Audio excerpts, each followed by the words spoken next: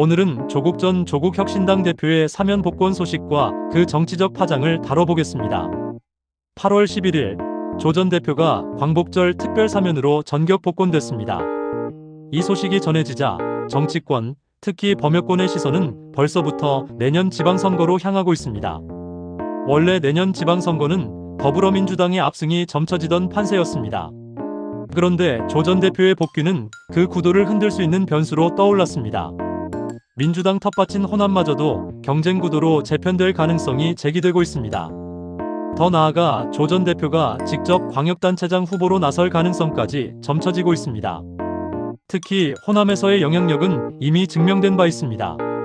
4월 담양군수 재선거에서 조국혁신당 후보가 민주당 후보를 누르고 당선되는 이변을 만들었죠. 인물론이냐 심판론이냐 여러 분석이 있었지만 분명한 건 호남에서 조국혁신당의 존재감이 상당하다는 겁니다. 민주당 내부 분위기는 복잡합니다. 윤석열 검찰의 표적 수사 피해자인 만큼 사면은 합당하다는 목소리가 있었지만 동시에 사면 이후에 정치적 후폭풍을 우려하는 시선도 만만치 않았습니다.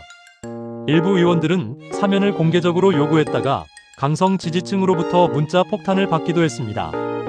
이유는 간단합니다. 조 전 대표가 민주당의 정치적 동반자이면서도 동시에 강력한 경쟁자가 될 수 있기 때문입니다. 특히 호남 기반 세력을 두고 민주당과 조국혁신당이 경쟁하는 상황은 피하고 싶어하는 것이죠. 이제 시선을 서울과 부산으로 돌려봅시다. 서울시장의 경우 민주당 내에서 여러 전현직 의원들이 출마를 준비하고 있지만 오세훈의 대항마라 부를 만큼 강력한 인물은 보이지 않습니다. 부산시장도 마찬가지입니다.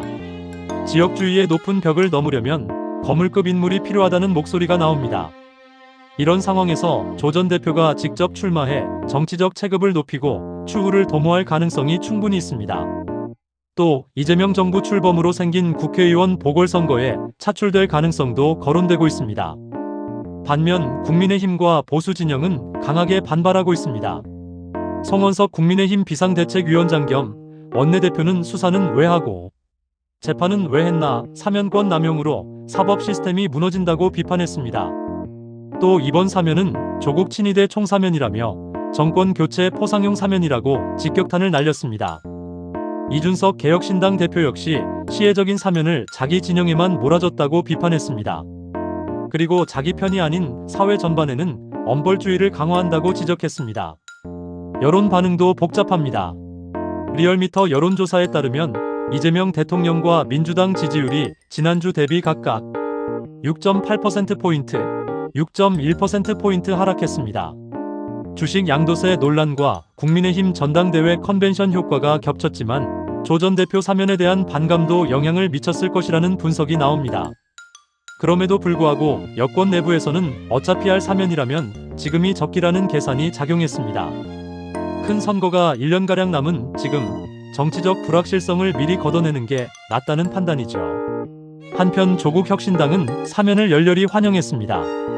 김선민 대표 권한대행은 빛의 혁명으로 정권 교체가 이뤄지고 이재명 국민주권정부가 출범했기에 가능했다며 대통령의 결단에 감사를 표했습니다.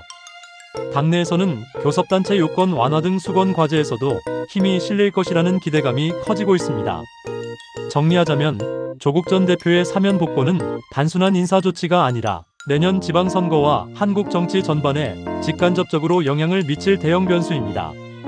민주당 입장에서는 동반자인 동시에 경쟁자인 조국혁신당을 어떻게 관리하느냐가 숙제이고 국민의힘 입장에서는 이를 어떻게 반사 이익으로 연결하느냐가 관건입니다. 무엇보다도 이번 사면이 단기적인 여론에 어떤 영향을 미칠지 그리고 조 전 대표가 어떤 행보를 보일지가 향후 정치권의 가장 큰 관심사로 떠올랐습니다. 오늘 내용은 여기까지입니다. 앞으로 조국 전 대표의 행보 그리고 내년 지방선거 판세 변화를 계속 주시하겠습니다.